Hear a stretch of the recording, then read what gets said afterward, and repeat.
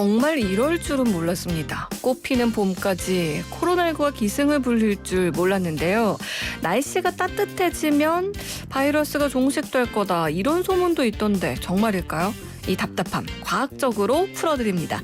매주 화요일 우리가 놓치고 있었던 신비한 과학의 세계, 과학을 품은 뉴스, YTN 사이언스 이혜리 기자와 함께합니다. 안녕하세요. 네, 안녕하세요.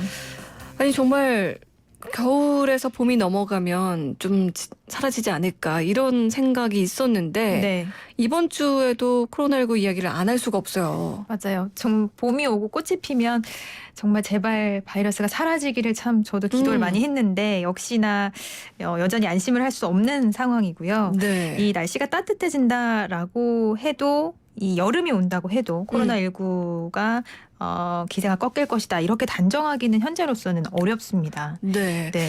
지금 뭐 국내 확진자 수는 두 자릿수로 그리고 뭐 확진자가 하루가 다르게 막 늘어날 때보다는 그 기세가 약간은 줄어든 것으로 보이긴 하지만 이제 국내뿐만 아니라 유럽이나 미국 같은 데서는 확진자가 엄청나게 늘고 있어서 네. 해외에서 이제 귀국하는 분들 중에 확진자가 좀 늘고 있는 그런 상황이에요. 네. 그리고 뭐 정부도 코로나19가 장기화될 수 있다. 그리고 뭐 국민의 몇 퍼센트 이상의 면역력이 생겨 이게 좀 끝날 것 같다. 이런 발표도 있고 생활 방역에 힘써야 한다. 뭐 이런 이야기들도 있는데 그러니까 정말 장기전에 우리가 좀 준비를 해야 된다는 거거든요. 네, 그치? 맞습니다. 뭐 해외 사례나 아니면은 뭐 바이러스의 기본적인 그런 특징들을 봤을 때 앞서서 뭐 단정 짓기는 어렵다라고 하셨는데 어떻게 날씨와 좀 상관이 있을까요?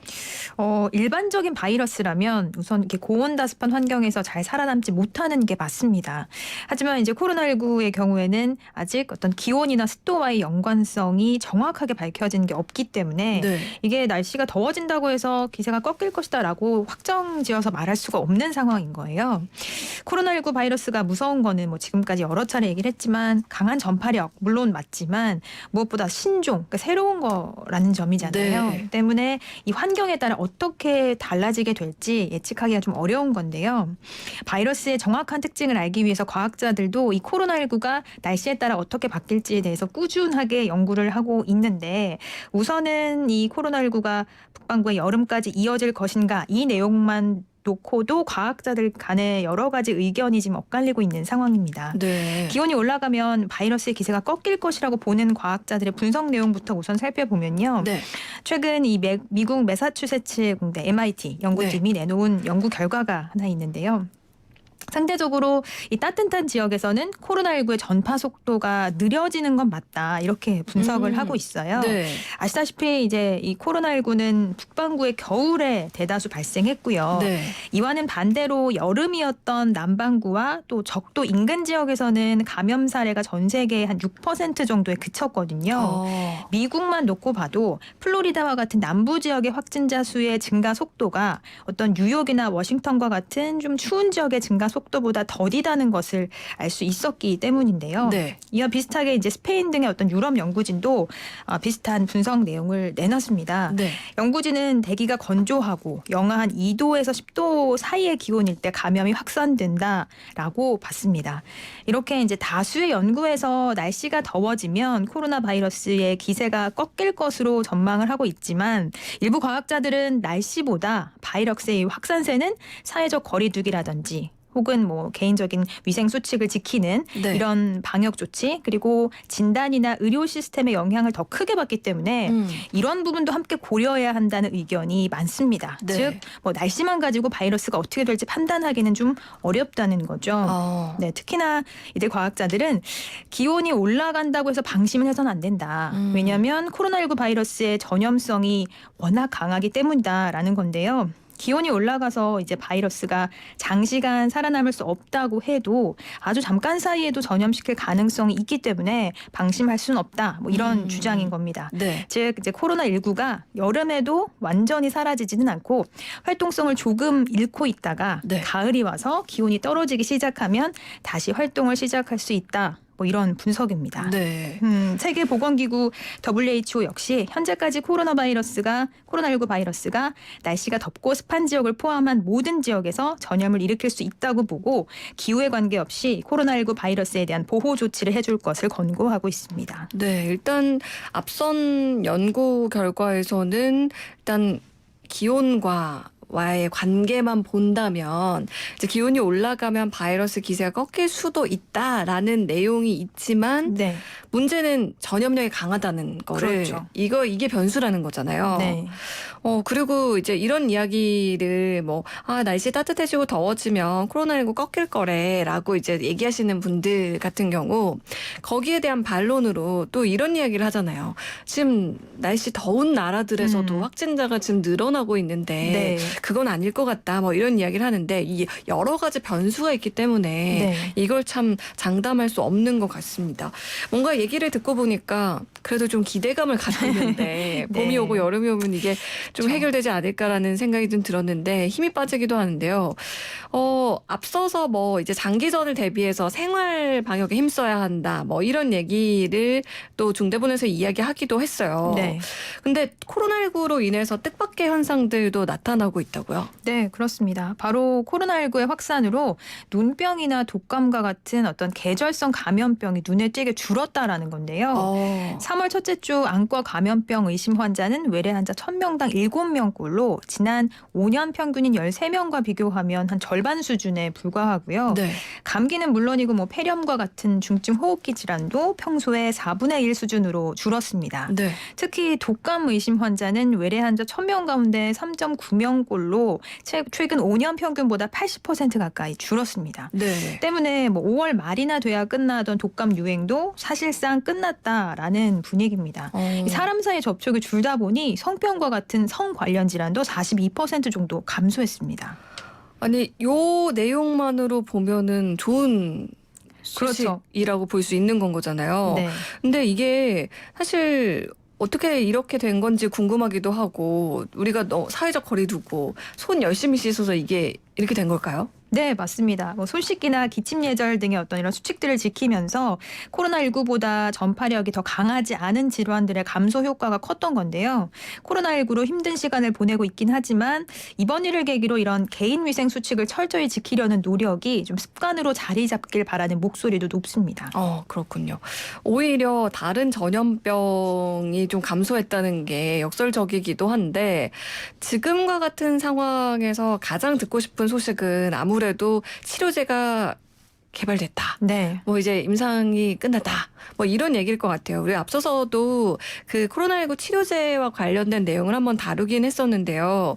지금 기존 약 가운데 일부에서 효과를 나타낸 것들도 있다. 이렇게 하나, 둘 소식이 좀 들려오고 있거든요. 네, 일단 국내 제약사를 비롯해서 일부 코로나19의 효과를 보는 물질에 대해서 임상에 들어간다라는 반가운 소식이 종종 전해지기도 하는데요. 네.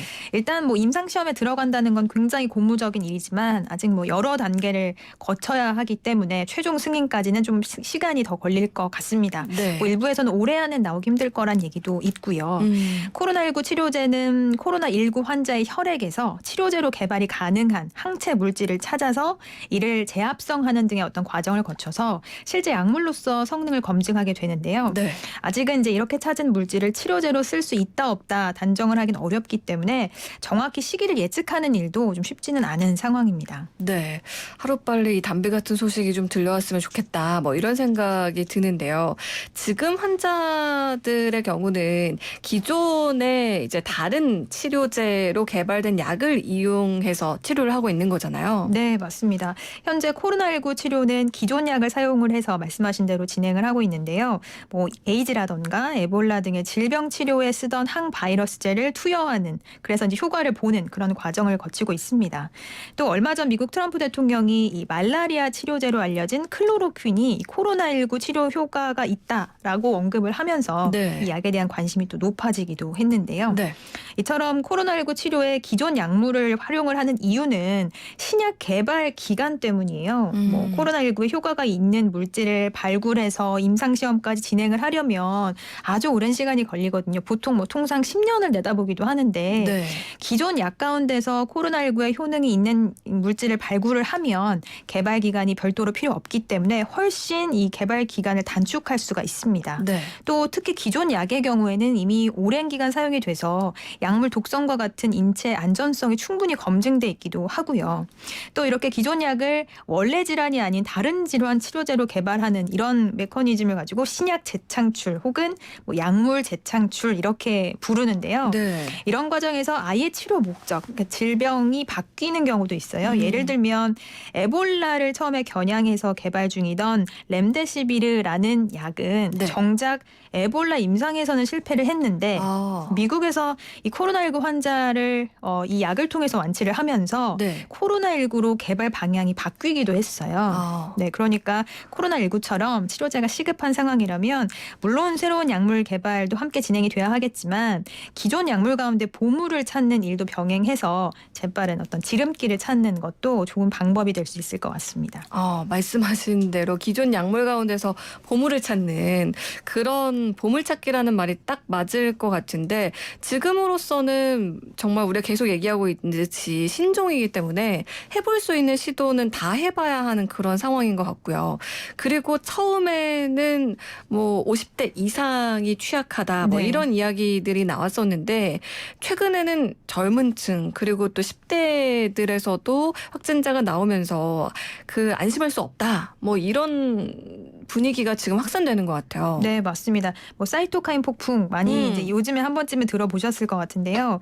젊은 층의 경우에는 면역력이 오히려 좋아서 이 면역 반응이 급속하게 이루어지면서 염증성 사이토카인 물질이 과도하게 만들어지면서 오히려 정상세포까지 죽게 되는 경우가 생기거든요. 이제 이를 사이토카인 폭풍이라고 하는데 이런 상황이 젊은 층에서 이제 더 자주 일어날 수 있기 때문에 네. 나는 뭐 젊으니까 괜찮다 이런 생각 굉장히 위험할 수 있고요. 지금 감염자 비율을 봐도 국내 확진자 가운데 20대 비율이 가장 높거든요. 네. 특히나 이제 사회활동이 활발한 20대의 경우에는 감염이 됐을 때 다른 사람에게 이 바이러스를 전파할 가능성도 높고요. 뭐 나뿐만 아니라 가족들과 우리 주변의 소중한 사람들을 위해서라도 뭐 방역에는 예외 없이 모든 분들이 동참을 해주셔야 할 것 같습니다. 네.